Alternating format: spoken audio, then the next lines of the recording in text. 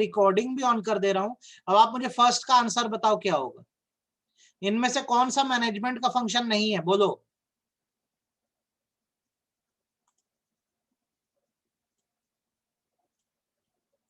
ये जो क्वेश्चन है पूरे एनसीईआरटी के हैं, ठीक है, हम हर चीज कवर करेंगे अपने बोर्ड पॉइंट ऑफ व्यू से।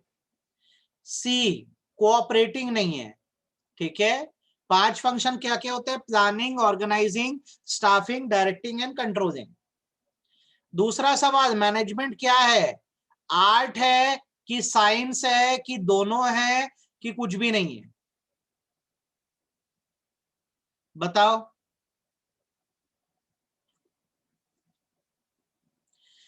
अच्छा एक बात बताओ, आर्ट है तो कैसा आर्ट है, कंप्लीट आर्ट है कि इनकम्प्लीट आर्ट है? आर्ट है तो कैसा है, कंप्लीट है कि इनकम्प्लीट?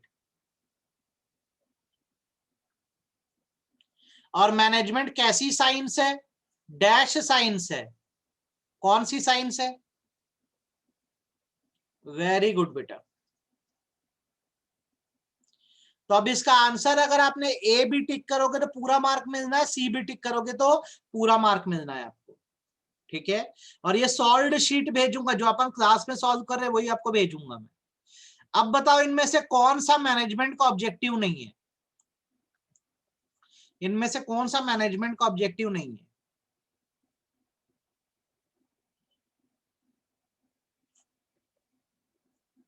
ग्रोथ है, प्रॉफिट कमाना है, एम्प्लॉयमेंट देना है। अच्छा एम्प्लॉयमेंट देना कैसा ऑब्जेक्टिव माना जाएगा, इकोनॉमिक, सोशल की ह्यूमन? लोगों को नौकरी देना कैसा ऑब्जेक्टिव माना जाएगा, इकोनॉमिक, सोशल की ह्यूमन? लोगों को नौकरी देना सोशल ऑब्जेक्टिव माना जाएगा। समाज सेवा एक तरह की। ह्यूमन ऑब्जेक्टिव तो वो है कि आपके जो एम्प्लॉइज है उनको अच्छा ट्रीट करना, और लोगों को नौकरी देना जो है वो सोशल ऑब्जेक्टिव है, मत भूलना, ठीक है। हाउएवर इसका आंसर जो है वो पॉलिसी मेकिंग है, ठीक है। देन ऑर्गेनाइजेशन में पॉलिसीज कौन बनाता है, प्लान्स कौन बनाता है, कौन सा level of management? Top level बनाता है। देखो तो बोल्ड किया भी आंसर के लिए, फिर भी देखो आपको आइडिया हो जा रहा है कि क्वेश्चन कैसे कैसे आते हैं, ठीक है, टॉप लेवल करता है, ठीक। ये जैसे 4 एमसीक्यू एनसीईआरटी में दिए, मे भी एग्जाम में पूछ दे, क्या पता है कि नहीं। अच्छा उसके बाद ये सब बनेगा कि नहीं आपसे बताओ, डिफाइन मैनेजमेंट कर पाओगे कि नहीं, यस और नो बताओ।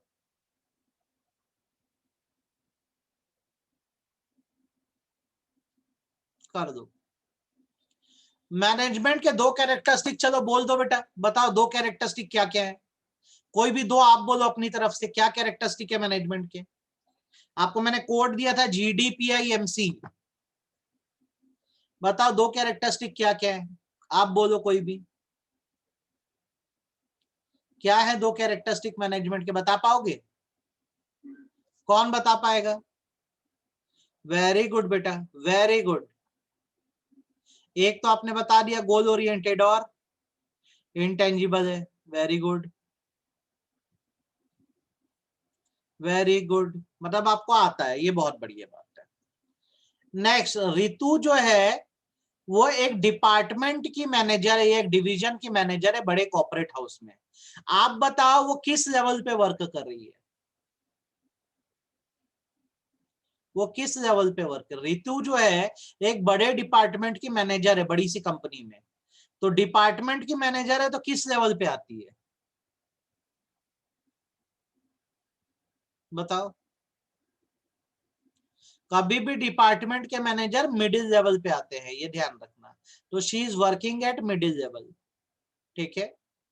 Y management is considered as multifaceted, multifaceted सुन के कंफ्यूज मत होना, ये बोल रहा है मैनेजमेंट को मल्टी डायमेंशनल क्यों कहा जाता है, मल्टी स्टेज क्यों कहा जाता है, क्योंकि इसमें 3 चीजों को मैनेज करना होता है, अगर आपको याद हो तो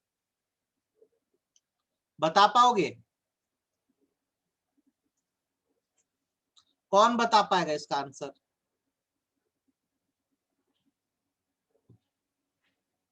देखो मैं याद दिलाता हूं, मल्टी फेसेटेड मतलब होता है बेसिकली अलग अलग चीजों को मैनेज करना, आपको वर्क को मैनेज करना होगा, मतलब पूरे वर्क को डिवाइड करना होगा, आपको लोगों को मैनेज करना होगा, और आपको डेली वर्क को भी चेक करना होगा, ऑपरेशंस को भी मैनेज करना होगा। यही वाला भी नोट्स भेज दूंगा, पूरा पढ़ डालना इसको धड़ाधड़ धड़ाधड़।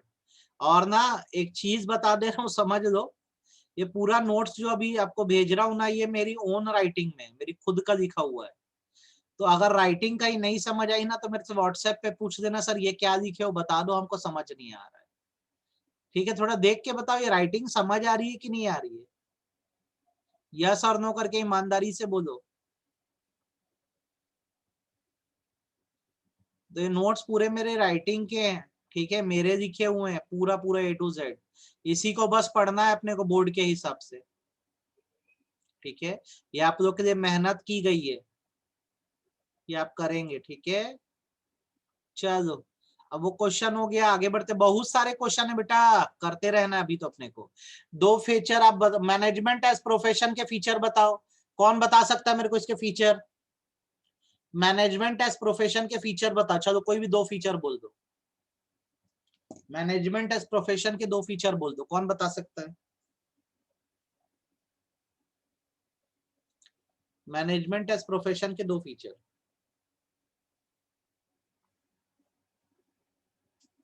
चलो मैं बताता हूं आपको। प्रोफेशन में लिमिटेड एंट्री होती है, हर कोई प्रोफेशनल नहीं बन सकता। और दूसरा, systemise body of knowledge, books available है।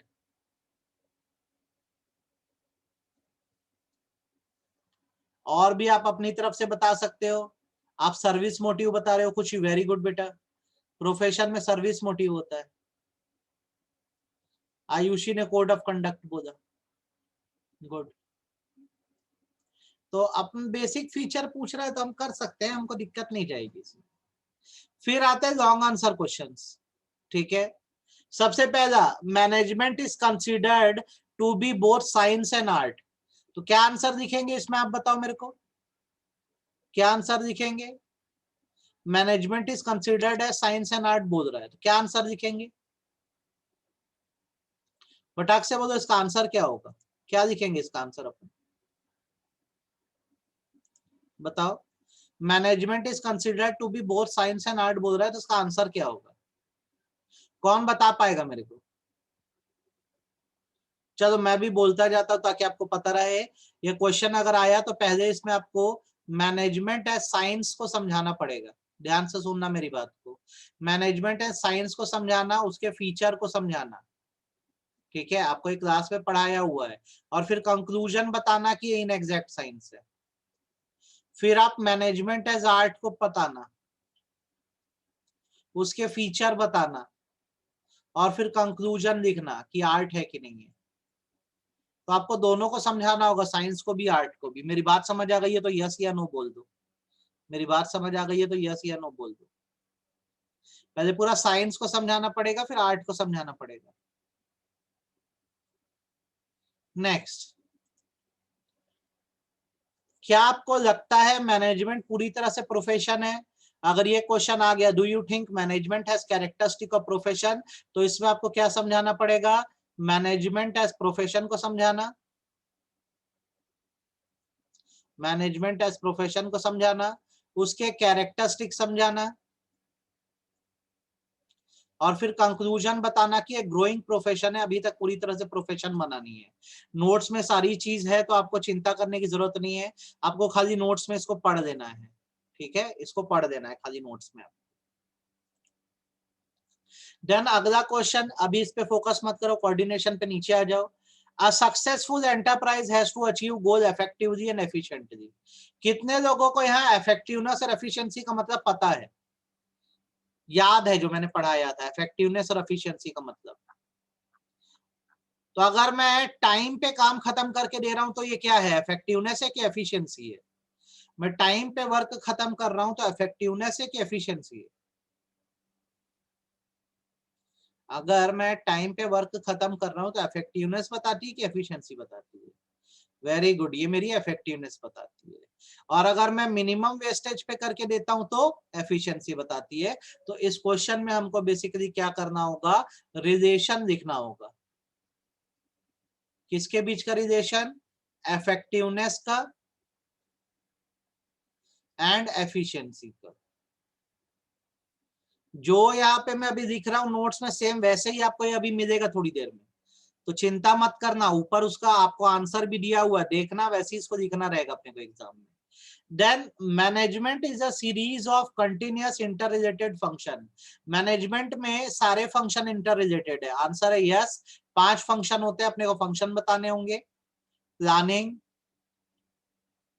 ऑर्गेनाइजिंग, अब अगला बताओ आप, अगला क्या? प्लानिंग, ऑर्गेनाइजिंग, उसके बाद क्या?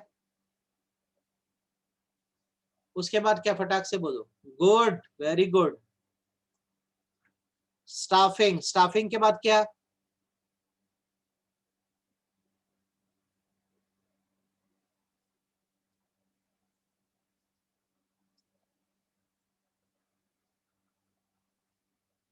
Very good.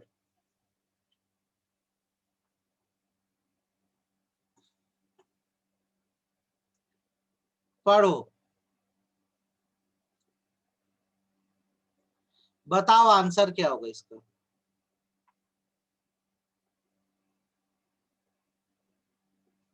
ये तो हो गया ऊपर, ये लिख दिया ना, मैं पूरा लिख दिया। चलो इसका आंसर बताओ, मल्टीपल चॉइस क्वेश्चन। एक ऐसा प्रोसेस जहां इंडिविजुअल से इफेक्टिवली एंड एफिशिएंटली काम करवाया जाता है, उसे क्या कहेंगे? अनुष्का ने बोला कोऑर्डिनेशन, बाकी लोग क्या कहते हो?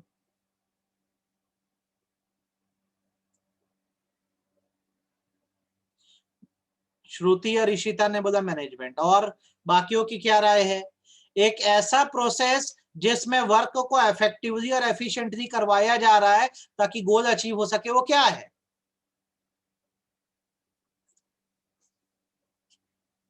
अगला बताओ।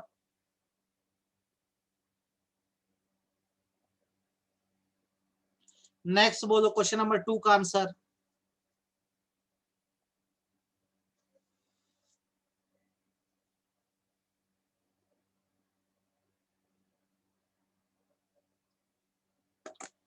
काम तो टाइम पे किया पर महंगा किया, तो यहां पर ये बंदा क्या है?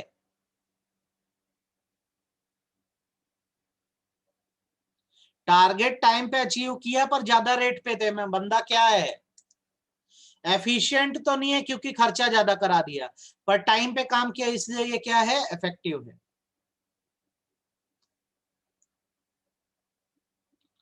नेक्स्ट, मैनेजमेंट प्रोसेस क्यों है?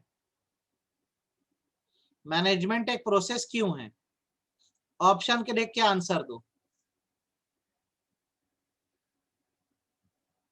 क्योंकि इसमें सीरीज ऑफ स्टेप्स होते हैं इसलिए। ए, मैनेजमेंट का कौन सा जो कैरेक्टरिस्टिक है बोलते हैं? हमें आई नहीं वी बोलना। चलो इसका आंसर मैं बता देता हूं, ग्रुप एक्टिविटी। मैनेजमेंट हमेशा ग्रुप में किया जाता है, इससे हम की बात आती है, आई की बात नहीं आती। क्वेश्चन नंबर 5 का आंसर बताओ। 5 का आंसर बताओ।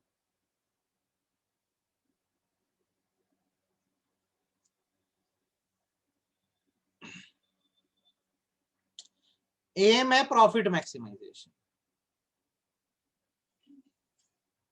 की सेल्स मैक्सिमाइजेशन, की मार्केट लीडर, की मल्टीपल ऑब्जेक्टिव।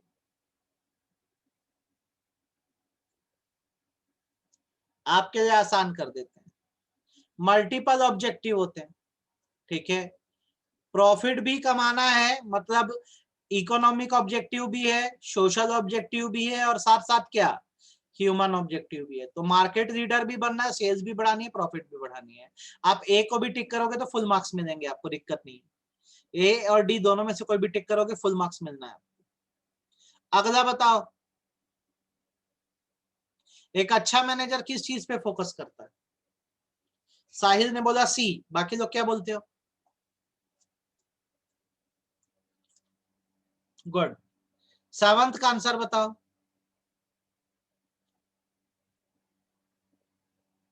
क्रिएटिविटी किसमें लगती है? मैनेजर जो होता है प्रिंसिपल को क्रिएटिविटी से अप्लाई करता है।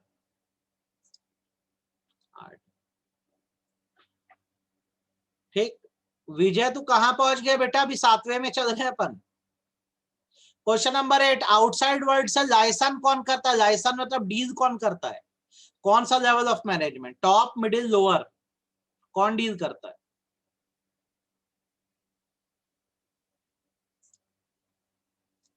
टॉप। कौन ये देखता है कि वर्किंग कंडीशन अच्छी होनी चाहिए वर्कर की, टॉप, मिडिल की सुपरवाइजरी? कौन देखता है कि वर्कर की वर्किंग कंडीशन अच्छी होनी चाहिए? सुपरवाइजर देखता है, मतलब लोअर लेवल। देन कोऑर्डिनेशन कोई फंक्शन है, एसेंस है कि पार्ट है, क्या है? कोऑर्डिनेशन इज क्या?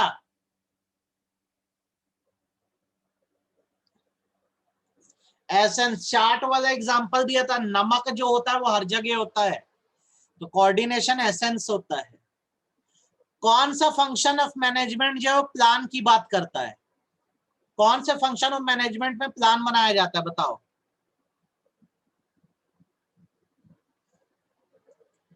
प्लानिंग में। ठीक है। एक ऐसा प्रोसेस जिससे सबके एफर्ट को इंटीग्रेट किया जाता है, मिलाया जाता है, ताकि ऑब्जेक्टिव अचीव हो सके। सबके एफर्ट को मिलाना क्या कहलाएगा?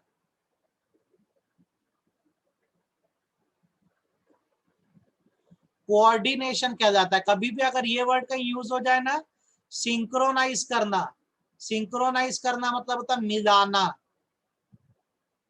तो इसको कोऑर्डिनेशन बोलते हैं। ठीक है।